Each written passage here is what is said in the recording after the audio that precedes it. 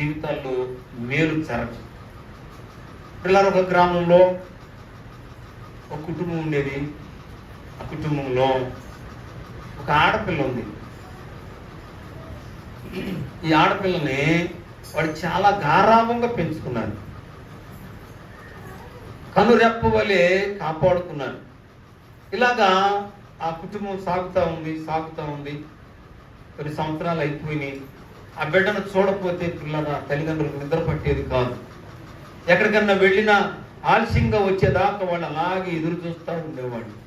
ఏదో ఒకటో రెండో చదువుకుంది, తర్వాత ఇంటికాడ కూర్చోబెట్టారు. కొంతకాలం అయిన తరువాత పిల్లరా ఆ పిల్లకు పెళ్లి చేయాలనేటటువంటి ఆలోచన తల్లిదండ్రులకు వచ్చింది.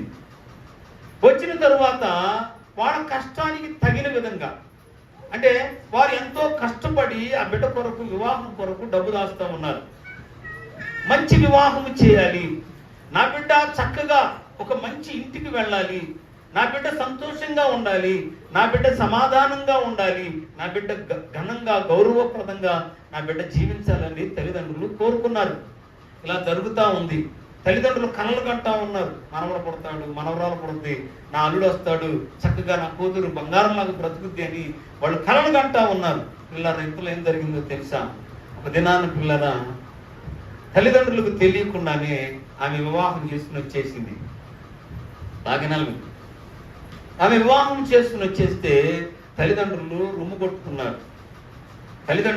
కొట్టుకుని, అయ్యో అమ్మా, నీకు మంచి భర్తని చేద్దాం అనుకున్నాను, కట్నాలు కానుకలు ఇద్దాం అనుకున్నాను, మాకు తగిన విధంగా ఘనంగా అని పెళ్లి చేద్దాం అనుకున్నాను, ఇలాంటి పని చేసేవమ్మా అని తల్లిదండ్రులు రొమ్ము కొట్టుకుంటూ ఏడుస్తూ ఉన్నారు.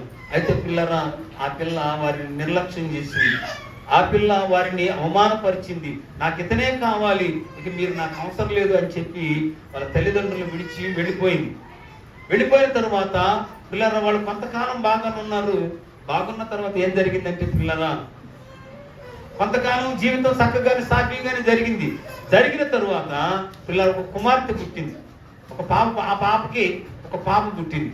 పుట్టిన తర్వాత కుటుంబం అంతా చక్కగా ఉంటా ఉన్నారు.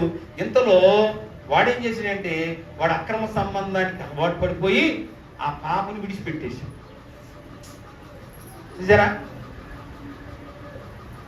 అక్రమ సంబంధాలు, ఈ రోజున అక్రమ సంబంధాలు కుటుంబాన్ని చిన్నాభిన్నం చేసేస్తాయి. అక్రమ సంబంధాలు కుటుంబాలను పాడు చేస్తూ ఉన్నాయి. అయితే పిల్లరా ఆ పిల్లని విడిచిపెడితే ఆ పిల్ల వెళ్ళిపోయి ఎక్కడో బ్రతుకుతుంటే మరలా తల్లిదండ్రులు ఏం చేశారంటే మరలా తీసుకొచ్చి ఇంటికాడ పెట్టుకున్నారు, ఆదరించుకున్నారు. పిల్లరా కొంతకాలం అయిన తరువాత